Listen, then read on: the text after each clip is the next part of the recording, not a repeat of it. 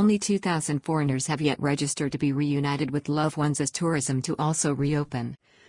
Confusion and sporadic information from the network of Royal Thai Embassies worldwide sees only a small number of foreign spouses apply to come home to the kingdom as officials move to iron out doubts raised this week over the tourism bubble concept. This may mean incoming flights from July 1 and Thailand's first tourists from August as the kingdom plans to move away from Chinese mass tourism for now. A meeting on Monday is expected to finalize plans to allow over 50,000 foreigners to enter Thailand with the limited resumption of inward passenger travel to the kingdom from July 1. However, so far, according to the COVID-19 Administration Center in Bangkok, only 2,000 foreigners have registered with the Ministry of Foreign Affairs to be reunited with their spouses or loved ones under the entry criteria laid down last week.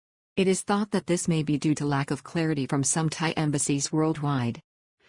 Meanwhile, Thailand's first tourists are expected to arrive in the kingdom after August 1, while the Thai tourism minister, Phiphat Ratchakitprakarn, has said he is hoping that the kingdom can entice high-end European and American visitors for the winter season to top Thai resorts on well-known islands as the kingdom, for now, will stay clear of mass tourism from China. Thailand is expected to finally reopen its borders to scheduled air flights from July 1 according to reliable sources, but this will not see anything like the return of unbridled tourism into the kingdom.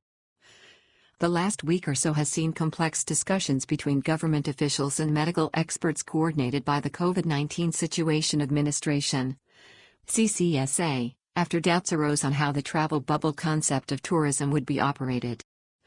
A proposal to the COVID-19 Center in recent days was rejected as it failed to stipulate adequate quarantine requirements. Fears among officials and experts of a second wave are very keenly felt after what is seen as victory. This comes amid still heightened fears of a second wave of infection in Thailand, with a top medical professional, Dr. Prasit Watanapa of Mahidol University, taking to social media this week to warn about this possibility. He pointed out that he did think that any such event would be limited in nature. Nonetheless, he warned that even countries with low numbers run the real risk of a spike in infections.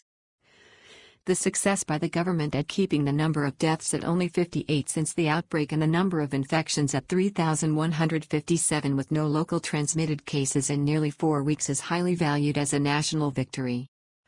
Discussions over the travel bubble concept have been occurring at a time when China, which is seen as one of the countries to be accommodated under the new travel plans, has experienced a surprisingly virulent surge in cases in its capital, Beijing. Critical meeting on Monday which could see limited incoming flights after July 1 into Thailand as predicted weeks ago with tight controls. It is now understood that some further decision will be made at a meeting on Monday the 29th of June, which would see the way open to allowing international arrivals on inbound flights from July. On May 28, such a course was predicted by Secretary General of the National Security Council, General Somsak Rungzada, although since then, it has become clear that tight controls on entry to the kingdom will, in any event, be retained. July 1 will also see the reopening of bars and soapy massage parlors in Thailand, although, again, with strict conditions. Entry extended last week to foreign spouses. Currently, since the end of April, a select group of foreigners have been allowed to apply for entry through the Ministry of Foreign Affairs on a limited basis and for urgent cases only for those who have work permits.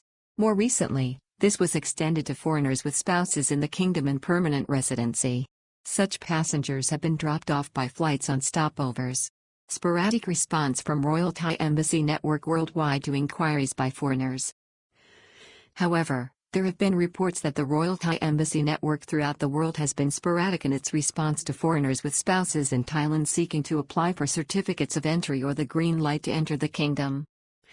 All such applications are being considered on a case-by-case basis and must satisfy officials in Bangkok that the case is urgent. There have been cases of applications to enter Thailand on work permits which have been denied. However, there are already some confirmed cases of foreigners married to Thai nationals being granted a certificate of entry after their long wait. This long wait for many stranded foreigners now means that many families have been kept apart for 4 or 5 months, or even more, during this hiatus period. COVID-19 spokesman suggested only 2,000 foreign spouses have so far registered to enter Thailand. On Wednesday, Dr. Ta Isilp Visanuyodan, of the COVID-19 center detailed a list of up to 50,000 people who are registered and waiting to enter Thailand. However, this list only specified 2,000 spouses of Thai nationals as having applied. Many have been told at embassies around the world either that they cannot apply or have not been given a briefing on what is required. Only some embassies, such as the Royal Thai Embassy in London, have confirmed the key requirements for Thai spouses at this point.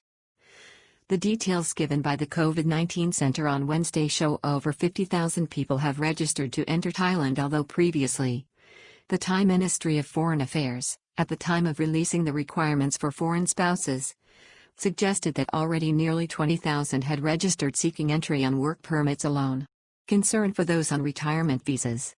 There is also an additional concern for many retired foreigners who regularly travel home to families in their native countries.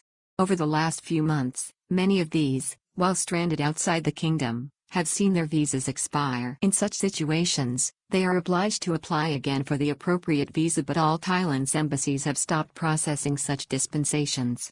Many of these also have spouses, family and property in Thailand from which they are still excluded. Foreigners have already returned to Thailand with clearance from the Ministry of Foreign Affairs. There has been some progress, albeit with slow and painstaking effort. Significant numbers of foreigners have already been processed, with reports that the government's alternative quarantine program is to be extended to 9,000 beds. In mid-June, it was announced that the government would be in a position to process up to 1,000 entrants into the kingdom per day under these new requirements, including entrants to alternative quarantine. Among the 50,000 announced as having been registered for entry on Wednesday were 30,000 medical tourists, and it is suggested that they can be quarantined effectively in hospital, although this has not yet been confirmed. Businessmen in the next wave on short stays may not be required to enter quarantine on arrival. It was also suggested this week that up to 700 of the visitors classified as business people may be allowed entry into the kingdom on short-term stays without quarantine. They will, however, have to be tested for the virus before and after flying, as well as comply with all the other requirements, including an entry certificate obtained through their relevant Thai embassy, COVID-19 insurance to the value of $100,000 and medical certificates. August may see the first tourists. Reports today indicate that from August this year we may see the first travel bubble tourists arrive in the kingdom. This has yet to be confirmed, with details still being discussed at the highest levels. However, this is likely to be approved at next Monday's meeting. There are strong suggestions that priority will be given to Asian countries such as South Korea, Japan, and selected cities and provinces from China. However, there have also been reports of talks with Western countries such as Australia, Switzerland, and New Zealand. Tourism Minister says COVID-19 emergency is an opportunity to reset Thai tourism towards quality. At a higher policy level, last week, Thailand's Tourism Minister Phithat Ratchakitprakarn strongly suggested that this COVID-19 emergency was an opportunity to reset Thailand's tourism industry going forward, focusing on the higher end of the market. He insisted that Thailand may be ready to turn its back on both cheap package holidays and backpackers roaming freely throughout the kingdom. His comments chimed with Prime Minister Prayut Chan-o-cha, who talked about building a greater Thailand from a new normal after its success at defeating the virus. General Prayut told Thais last week that Thailand will emerge from this crisis a new nation that is stronger and more respected. Paradise Islands to become key centers for a new tourism approach where European and American visitors will be invited to this winter.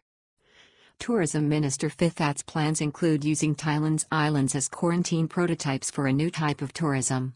He specifically mentioned Phuket, Koh Samui, Koh Phangan, and Koh Phi Phi. The minister envisaged the tourism industry less dependent on the lower end of the market from China. He outlined plans to market the kingdom to past visitors to higher-end resorts and facilities on these islands. He set a target of welcoming back American and European visitors to the idyllic Thai islands during the next winter season from November to February.